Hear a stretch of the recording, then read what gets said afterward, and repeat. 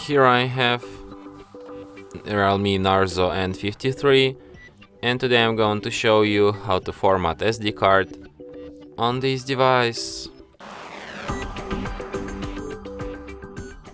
So to do this, firstly let's open Files. Then you should go to SD card section here, tap on 3 dots, go to Storage Settings and select Format. Then tap Format SD card, and after a few seconds SD card will be fully formatted and ready to be used anew.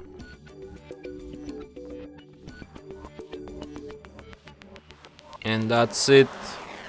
Thanks for watching. If you find this tutorial useful, don't forget to hit that like button and subscribe to our channel.